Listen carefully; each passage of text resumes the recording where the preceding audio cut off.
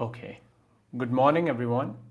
And today we're going to discuss a very interesting topic, that is understanding how to give value to your audience. Now, I know a lot of speakers who think that the presentation is always for the speaker over there, and they give themselves the spotlight and they're like, oh, as long as I'm speaking the other person has to listen. But oftentimes when there is a lot of self-centric approach taken to public speaking, the audience is bored. The audience is maybe scrolling on their phone, they're exhausted, they just want to get out of there. So, how can we make sure that we give maximum value to our audience? So, I've created this beautiful presentation for all of you today, and let's have a look at it and let's understand. Okay, I've shared my screen. Perfect. Let's just set it up. Okay. So let's dive into this quickly.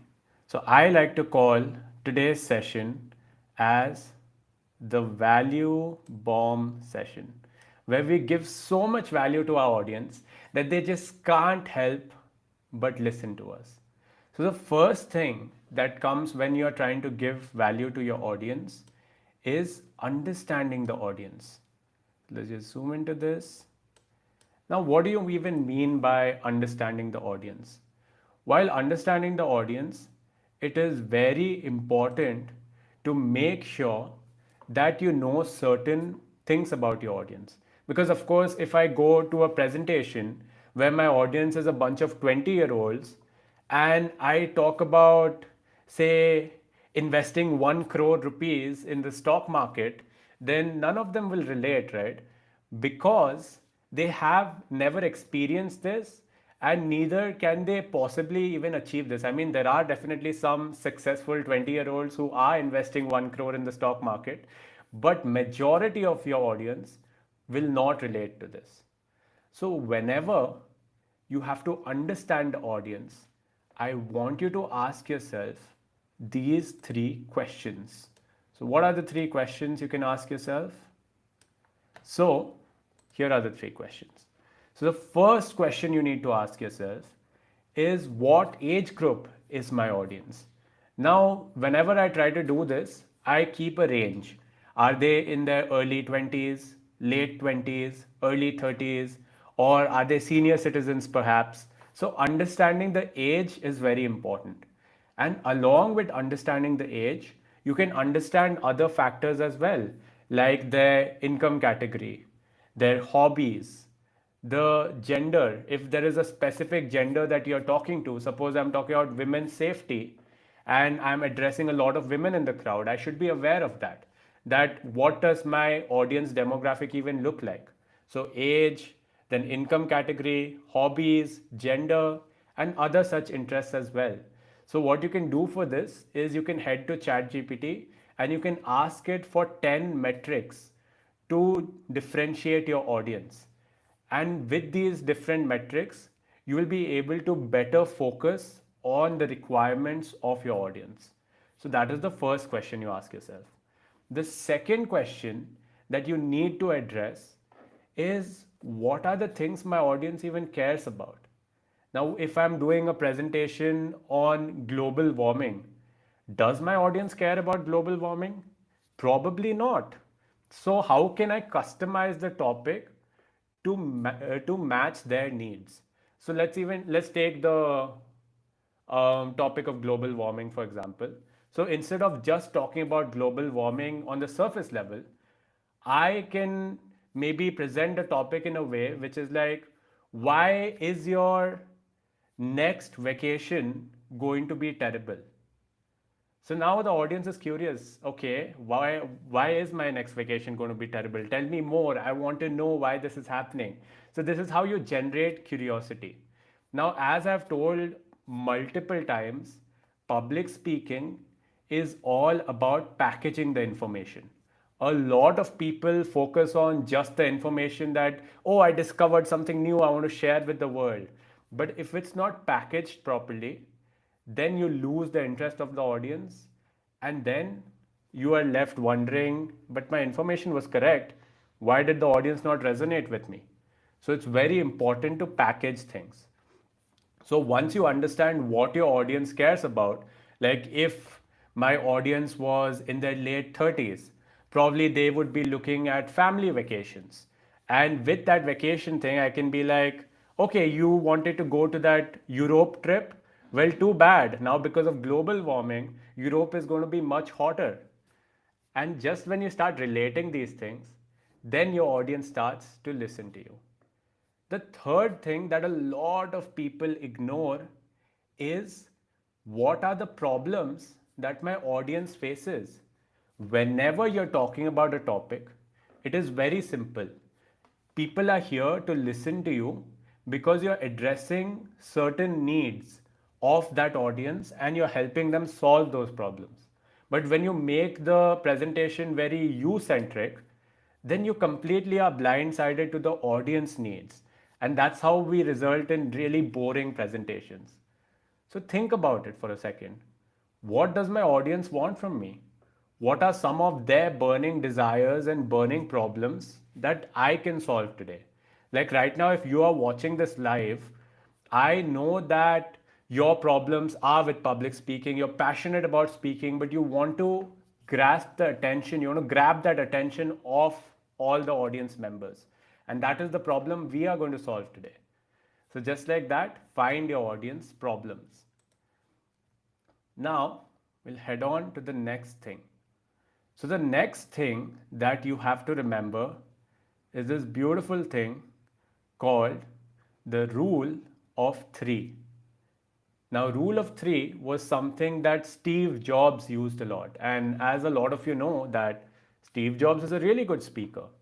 And the reason he was able to become such a passionate speaker, such an impactful speaker, was because of the rule of three.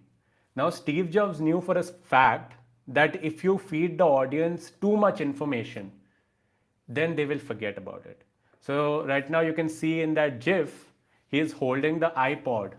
Now, I know some of you might be really young and you probably don't even remember what an iPod is, but an iPod was essentially used to listen to music all the time. So over here, if he started talking about the technical factors and how they designed it, blah, blah, blah, then the audience would not care. So that's why Steve Jobs was very smart about how he presented. He realized that if I spread my information into 3 points that the audience can take away, then it starts to stick. And the thing about odd numbers, right? Our brain really loves odd numbers. So that's why when you have one clear takeaway, your audience is able to really grasp it. Or you're using the rule of three, your audience is able to pay attention. But if you go beyond that, if you have 5, 10, 20 points, then I am sorry to say 99% of your audience will zone out. So have one clear takeaway and use the rule of three. Now we'll also understand how to use the rule of three. So when it comes to the rule of three, let me give you an example first. Let me first show you the structure. So essentially, whatever topic you have, it can be any topic, I want you to follow this structure with your presentations. So the first thing is you have to find problem number one. What is one problem that the audience needs solving the most? What is their burning desire? And that becomes problem number one. And below that problem number one, you see I've written X, Y, Z. So these are 3 points that you can contribute in that particular slide where you help answer their first question. Then you move on to the second problem the audience might face and you do the same. And then the third problem. So in total, roughly I like to keep around three slides for the questions and 3 slides each to solve one problem. So in total around 9 slides, and with that I add storytelling and a hook and a call to action, and roughly my slides per presentation are around 11 to 12 slides maximum. Because if you go beyond that, trust me, nobody is going to listen, nobody is going to care. So let's explore this with an example. So the example over here I've taken is investing. Okay, so let's say you had this big grand presentation on investing. So how would you go about it? So firstly, I would answer the three questions about the audience and understand more about their interests, their hobbies, their age demographic, and all of these factors. And only after I've unlocked that, I will move ahead and understand what are their burning questions. Now, typically, a lot of people would start their presentation by saying, what is investing? Or why do I invest? But majority of your audience already knows that information, that yeah, you can invest so that in the future you will experience compounding and your net worth will start growing. 99% of your audience already knows that information. So if you spend the first few crucial minutes in answering a question that majority of your audience already knows about, then you are just wasting time and you are slowly killing their interest. You're basically suffocating their interest. So here's how I would do it. Once I identified the three major problems that a lot of new investors have, I came up with these three questions.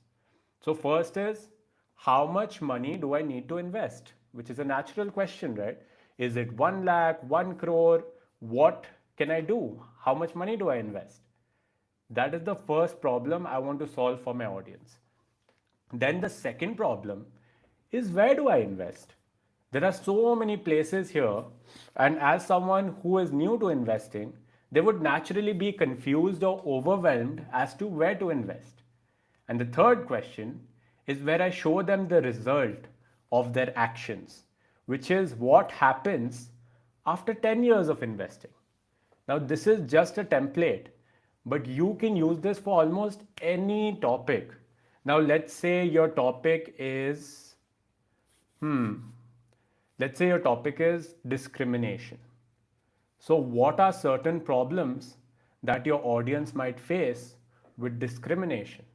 Now, personally, when I think of discrimination, I think of gender discrimination.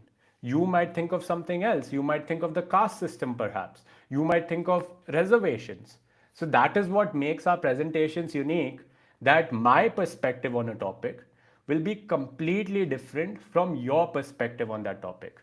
So, once you understand that, based on your perspective, you have to find the problems. Now, if I was addressing school students, and if my perspective was I was talking about, say, the caste system reservation or the gender reservation, then I would address the problems regarding that. Now, unfortunately, I don't have expertise in that. So, right now, I wouldn't be touching on that topic. But it is important to understand those burning needs. Now, let me also tell you what you can do if perhaps you enter a situation where you don't have expertise in a particular topic. Like when I'm talking about discrimination and I don't know much about it, what can I do?